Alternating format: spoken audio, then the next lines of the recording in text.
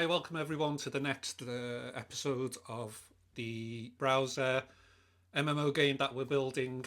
This is the YouTube summary of what we managed to do on Twitch. As I said in the last episode, we're not going to cover all of what we go through on a 3 hour stream and all the ins and outs of that, but we are just going to summarize what we've done, what we've managed to achieve.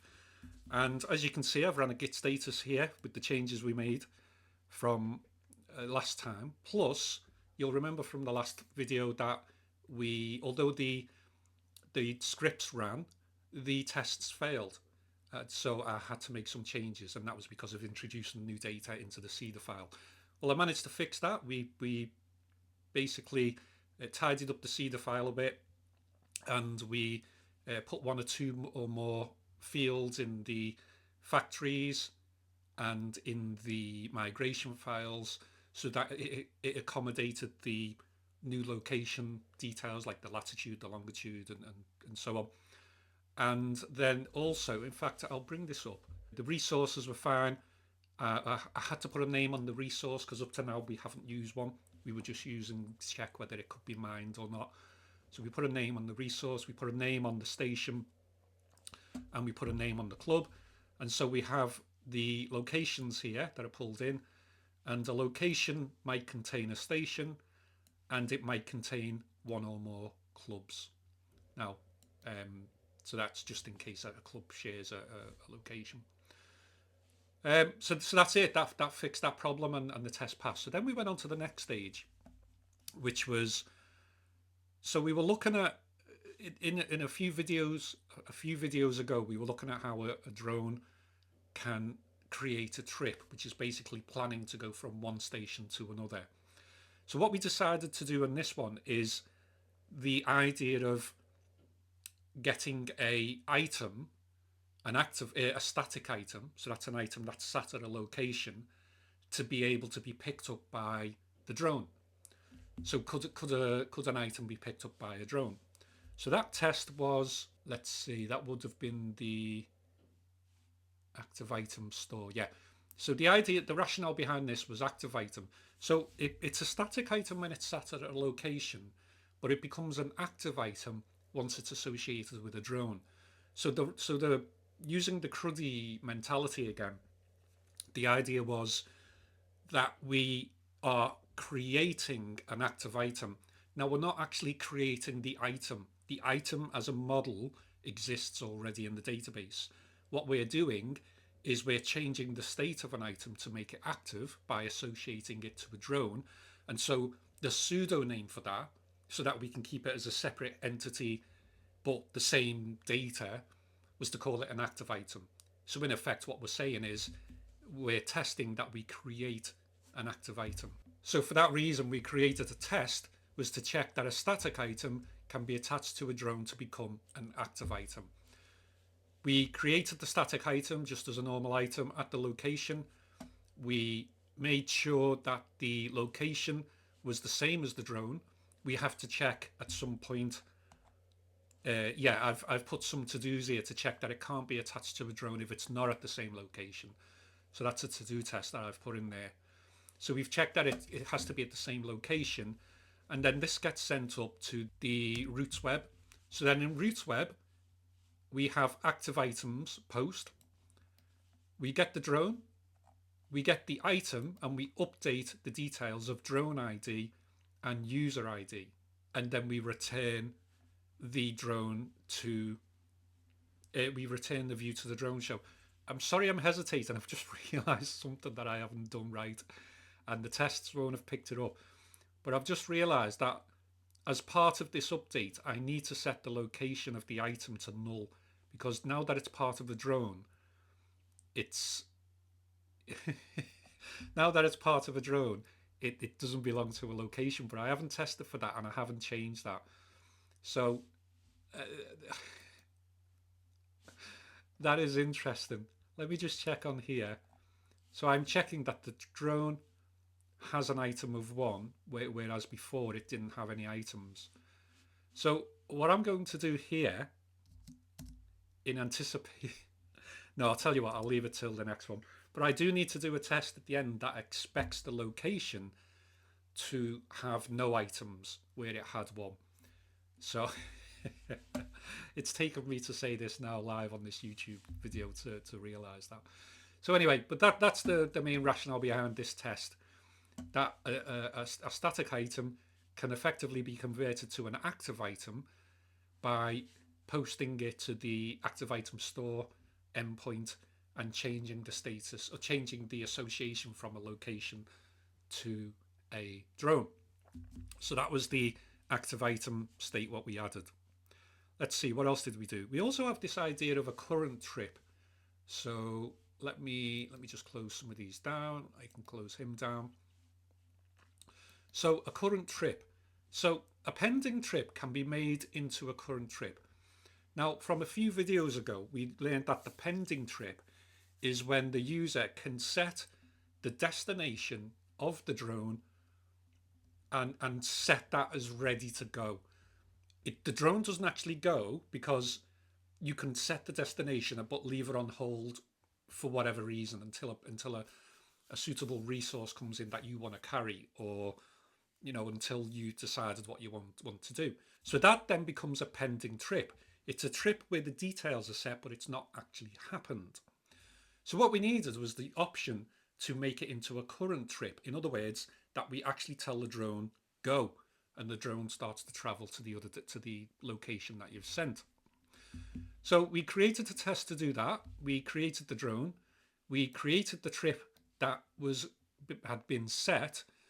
And the idea of it being arrived at being null means it's still a pending trip, because arriving at null means there's no ETA because it's not traveling. So that kind of set it as being a pending trip.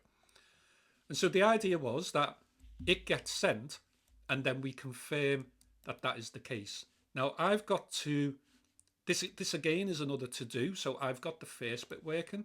What I haven't done is actually confirm the state of that. So that's going to be a carry on for the next video that we do on Twitch. So we can put that out the way. The trip store test, I'm not sure what changes I made to that. I think it was just it's something that had been bugging me for a while now. The change in here was that after I created a drone, in order to get the current location of the drone, again from a few videos ago, we created a trip that immediately went into the past. But because that trip had a destination, we could then reference that from the drone and say, this is the current destination of the drone because it was the last destination that it went on. But in order to do that, we had to create a trip every time we created a drone in the factory.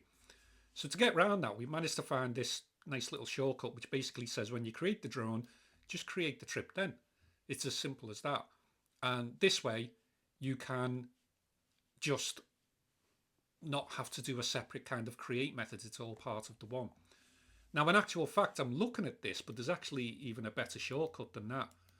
If you're not passing in any parameters, you can just use this has trips, trip being the relationship. So in actual fact, what I can do now is just say has trips, and that will be the same as what it was before. This is just a shortcut. So as you can see, the test is still absolutely fine with that. So that was just a nice little shortcut that I found just to make the code look a little bit nicer. And I think that's all it was for that. So the only other one then was the active item delete. So once an item is associated with a drone, you get to a destination or you get to a location, you need to be able to unload that item to the location, which is basically deleting an active item. We're not deleting the item again, we're just changing the state back to static item. So we're kind of deleting the active item state.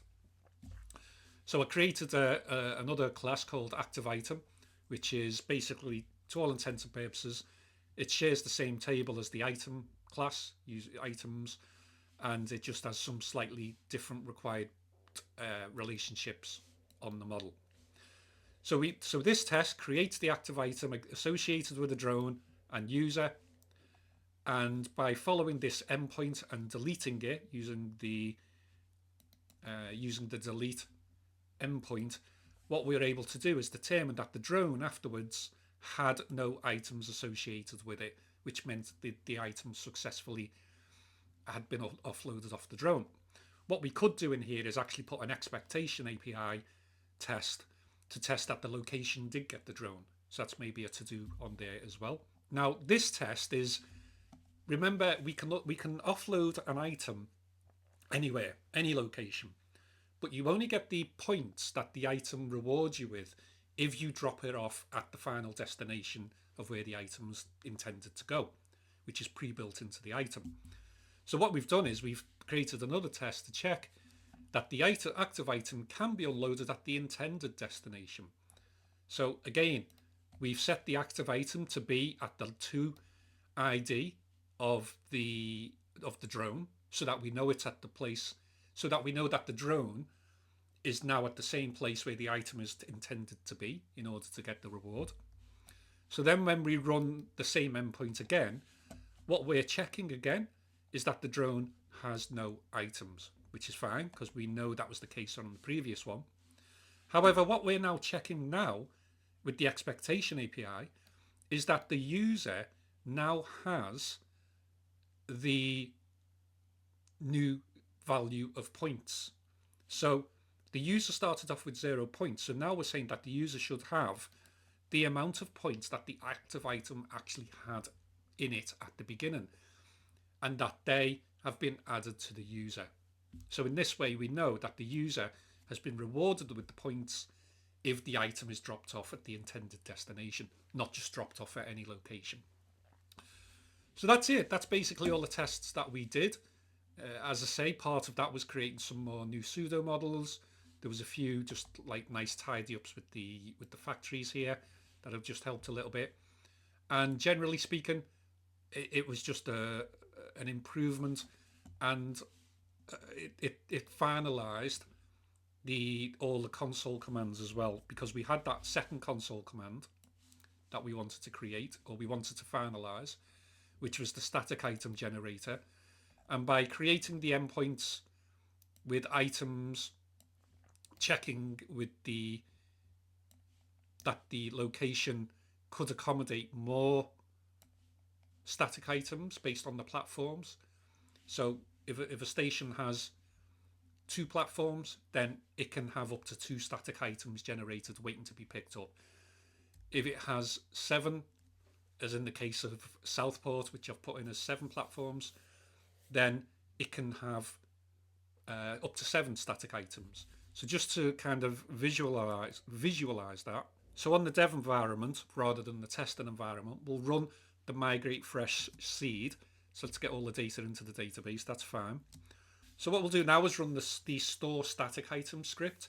Now I know from the seeder that there are 51 stations, which means 51 items are going to be created in a fresh database, because each station will get 1 item added if it's under the number of platforms. So I can run that, and I've put in the console that it will now tell me how many it's created, which is this here. It's this count variable, and then we output that here. We can do that again. Now again, it's going to give us 51 because all the stations have at least 2 platforms that I've put in the database. So if I run this again, we get another 51. So now all bar 1 of the stations has reached the capacity of 2 platforms. But as I say, Southport has 7. So now when I run that script again, it should only produce 1 because there's only 1 station that hasn't reached capacity. So when I run that again, we get 1. Now we can run that 5 more times. So we've run that 5 times, which means Southport now has 7 items waiting at its station to be picked up. So if we run this again, because none of the items have been taken, we now should get 0. And there we are. That's the store static items command that's going to be running in the background along with the store base items as part of the cron, maybe every minute or something like that. And that is it. That is basically a summary of where we're up to. The test pass, the 2 cron commands are running well, or they run well when we run them. So now, as I've just noticed, there's 1 or 2 things I need to do here. But now we're ready for the next part on the Twitch stream to move ahead with some other things, some other aspects of the game as well. So please join us on Twitch. Other than that, thank you for watching. See you in the next video.